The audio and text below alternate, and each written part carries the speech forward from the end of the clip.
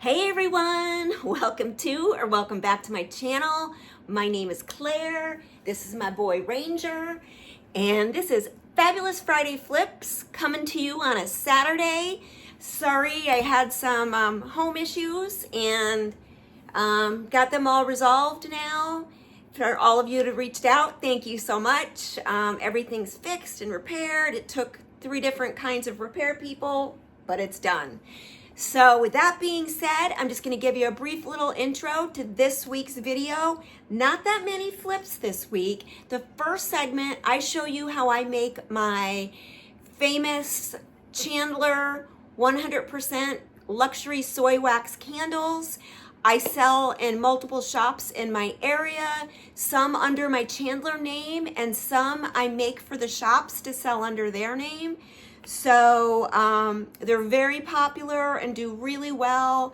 I try really hard to source the best ingredients from small local vendors as much as I can, and USA vendors when I can too. Some things happened, over the last couple of years with glass jars, and Ball isn't making the ones that I use anymore, so that's going to be getting changed up, but I digress. So the rest of the video is showing you how I made various ornaments. I changed some up since I filmed, but this one has been very popular. You can see they've got a nice glossy coat. That's because this is a cloche. And then I ended up doing the backs gold, and I put faint, because I put them on and then wiped them off because I just didn't want them to be overbearing.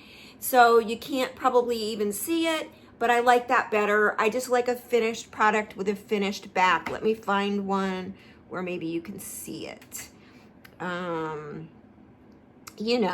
Some of these, I did it on here too, just with the white, you're gonna be able to see it a little bit better. I stamped, waited a few minutes, and then wiped it back because I wanted it subtle. So here's another one that I think I did like that with various stamps. This one is just a double-sided. All of these were made using IOD products. This is a mold from last year or the year before, and it's double-sided. So, and just, really simple. You can do these. Check out this one. I did stamp on the back Joy. I didn't wipe that one back. So that's the difference between wiped back and not wiped back. I know there's one that I did with the kindest regards. This one I did with kindest regards, and you can see I just wanted the backs to be finished, and I wanted these shiny to look like they're under glass. Various things. This one was decoupaged on the back. The rest I think are all nope. Here's the other one that I did for one of my shop owners who just had a baby a couple weeks ago. I decoupaged on his image. On the back, these were clear resin, and then I stamped this one on the back with a little deer head. So that's it. If this is something that you want to try, please, please, please do all the things and enjoy this video. Thank you so much. Have a great weekend. I want to show you how I've been making Chandler candles for the last 5 years. I do it right here in my kitchen with a double boiler system. I actually got this pot at an estate sale. I used to use, my actual kitchen pots, and they would get waxy and unusable. So I used this to house some stuff that I got at an estate sale, and I've been using it for my candles ever since. And then I use my wax pourer. I fill it with 40 ounces of my 100% soy candle wax. You're going to need a kitchen scale. I got this one at Walmart, and I've had it for years, and it works perfectly. So what you'll do is you're going to take the 100% soy wax. I measure everything, like I said, 40 ounces, and then I stick it in my double boiler. And then what'll happen is it's gonna start to melt down. I keep everything in my kitchen in the exact same spot, so I know exactly where to grab for it quick. I'm gonna need a thermometer. I think this is like a candy thermometer. I got it on Amazon. If you want links to anything, I'm not an affiliate with Amazon, but I will share links. And just ask me, drop me a comment. Oh, while we're there, don't forget, if you find value in this video, if you find value in my videos, please, subscribe, do all the things, ring that bell, give me a thumbs up, and definitely drop me a comment. Let me know how you like this format for a tutorial. I just wanted to do something a little bit different. So this is going to get to boiling. I do everything ahead before I even shove that wax in the hot water. And I have a relatively new, I bought this after I moved in. My other range quit on me. And so I think in the middle of cooking something. So this is pretty new. It's Bosch, I think, and I love it. But it doesn't have like exact measurements. So I do it on a 4. It's in between low and medium. And that's just the temperature that's worked for me. And that's what I do. And we put this in and let it start melting. I've already prepped my glass jars. This is going to be, I'm on my last case of my ball jars. I loved being able to use, I used to use ball and Kerr because Kerr just made a nice 8-ounce jar that I liked, but I didn't like, they changed, Ball stopped making these, which are the clear ones pretty much all the way around, except they say ball on the back. They stopped making them. So this is, I've got a few more left, and then that's going to be it. For my 8-ounce candles, I switched over to these, which I do get on Amazon. I like that they have black lids. Before, I was paying for the jars and then paying extra for black lids. So these come with the black lids, and they are actual mason jars, so they're okay for heat. You know, most glass really is. So I make 5 at a time. That's how I've been doing it. The wax fills, when it's in its solid form, fills this whole pour. But as it melts down, it's probably about a half. So I have those prepped. These are the wicks that I use. These come from the candle supplier in Western New York. I use a Stablo KST wick and a number 12 size. That's just what I found. A lot of things with candle making is trial and error. So, with certain things like wicks, etc. With the wax, you want to follow the directions of the wax that you're using. And what my wax suggests is that I heat it up to between 140 and 160. I always heat to 150. I then let it start cooling down to 130. And that's when I put my scent in. I measure out my scent. This is the jar that I've been using for years for my scents. I put a 10 to 12% ratio. The maximum for this wax is 12%. So I put between 10 and 12% volume of my scent. And this scent is blueberry muffin. I could tell you, I had a worker come to my house once when I was burning one of these candles, and he immediately was able to say, "Are you making blueberry muffins?" So he was immediately able to identify without any impetus from me that they were blueberry, and that it's blueberry muffin scent. It's really good. So that's what I'm going to do. Let's let this melt down. It's going to take a while. It takes however long it takes, but I keep my thermometer on. I get it to 150, and then I let it start cooling. So let's get to that point. All right, I'm back. The wax has cooled to about, want to take these off, to about 125 degrees. That's fine. I like to get it between 120 and 130. Then I reach up here. I have to always animal proof everything. Both cats are in the room, which is interesting because today, while I'm filming this, is actual National Cat Day. So in goes, it's about 4.6 ounces of scent. So there we go on that.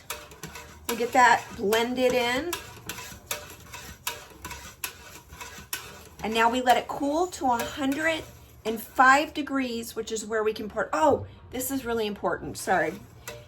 You wanna stir it gently so that you don't aerate it. You don't want any bubbles to get into the mixture, so you just want to be consistent, and you're going to stir for a few minutes, probably 2, 3. I periodically stir. I first do this first stir for about 2 to 3 minutes, and then I keep coming back as it's cooling. And the interesting thing, from 110 to 105, it takes the most time. It just takes forever to cool down those last 5 degrees before you can pour. So that's what we're gonna do, and then we'll be back. The wax has cooled to about 105, and this is where I pour. Ooh, I may need these. I'm gonna leave the glasses on, so hopefully it's not, the ring light's not bothering you too badly. This is what I do at this step. Not only do I pour, but the trick is with 100% soy wax is one of the most difficult waxes to work with. That's why I think a lot of people use blends, and you don't always get a perfectly flat top. And sometimes you get something, I forget what they call it, but where it looks like the candle has shrunk away from the sides of the jar a little bit. And that's one of the ways that I think you can tell a high quality 100% wax candle or soy wax candle. But what I do to prevent some of those things is I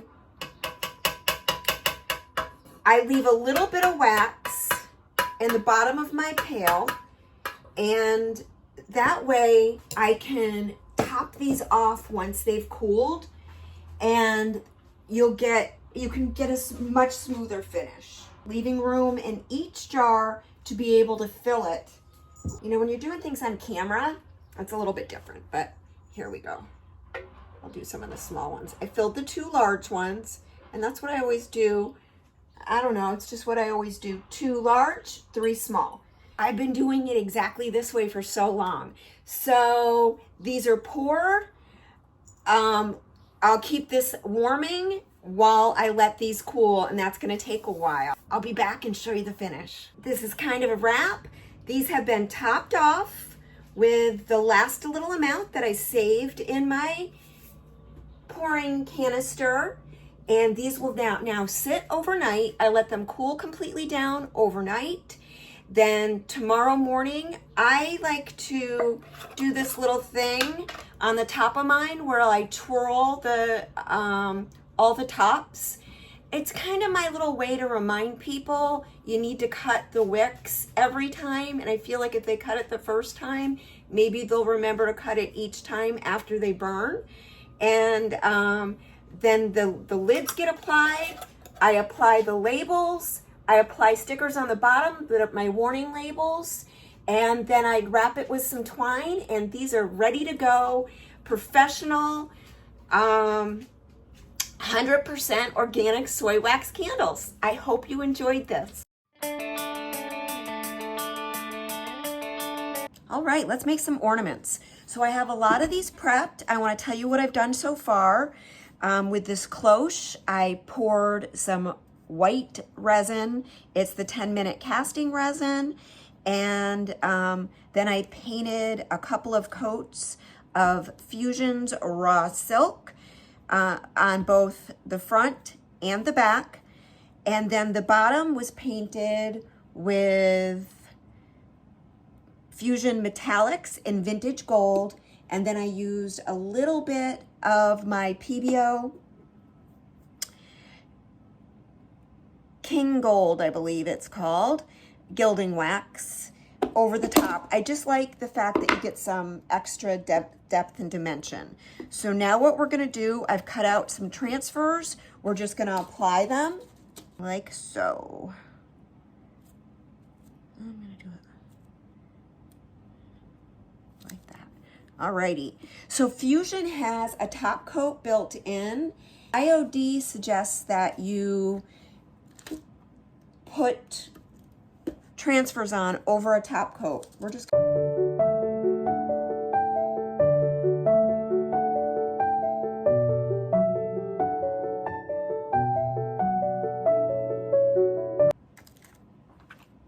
go. So now what I'll do is I've been using a gloss, especially since this is over the top of, you know, what's supposed to be a cloche. So I always do this. I like to get, you can burnish with a top sheet, but I'll be honest with you, there have been times where I don't know what I do wrong. Everybody else makes it look easy, but I'll use the top sheet to burnish and it takes off some of the transfer. So I've always been successful with this. Sometimes you do get a little bit that comes off, but that's gorgeous. So a couple coats of gloss top coat and she'll be done. Isn't that beautiful? I love it. Hopefully I'm in frame. I haven't been looking up. So that one. Now on this guy, I wanted to do just this little bird. So cute. So same thing, I prepped this one exactly the same way with the same products here, but kind of like that.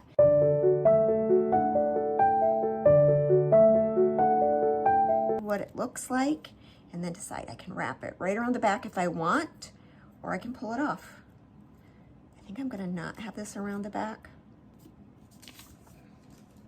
I love this transfer book. This one's called Yuletide. And it's definitely vintagey Christmas. So again, we'll seal this with a couple coats of gloss. You can use any gloss that you have. Okay, we'll just go over that with some white. So, so cute. I mean, come on, these are just stunning. Who wouldn't want these? Okay, next one, here's my plan. This is one of my clear resin pieces, and then I've painted the edges with the same gold, and this is what we're gonna do. We are going to decoupage this image onto it. So I want to show you this. This is the shop owner where I sell my goods. She had a baby just this month, just a couple weeks ago, and this is the image, or you know, from the hospital. So I am gonna be making this ornament for her. And I decoupaged it on, painted the back. I still need to top coat the back. I think I'm gonna stamp on either Merry Christmas or some sort of Christmas image, and then this will be done for her. You might be getting some glare, but I wanted you to see. So that's easy to do. I just printed that on my printer. So let's get this one decoupaged on. I'll be using liquid patina, and these are small, so I just do the whole image. I don't do the whole starter strip or any of that stuff. And this is rice paper, so sometimes you have to use just a little bit more medium for that. And it might look cloudy at first, but as it dries, that cloudiness will go away. Ooh, so cute. Okay, let's get some on the back here. You want to get it sandwiched in and really good. So, and then we'll paint it white. I'll use the same fusion in the color Raw Silk. And then, I don't know, maybe I'll stamp on an image or something, or wording, I don't know, on the back. I want the, even though, you know, you won't see the backs, I still want to make them pretty. Last, but certainly not least, let that dry. These are two double-sided castings that I made with the same 10-minute resin, and I've painted this with a couple coats of raw silk, and my plan now is just to use my PBO, and then I'll just,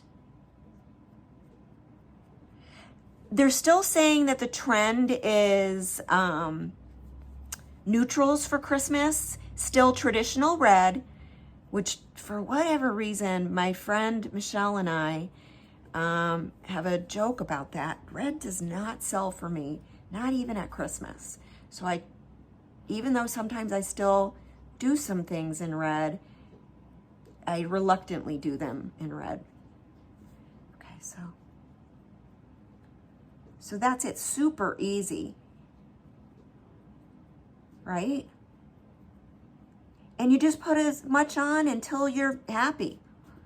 Ooh, definitely messy to work with. Now, as you can see, on some of these, I added hooks right when I pulled the resin out of its trays. Got a little something there that I'm gonna have to paint over. And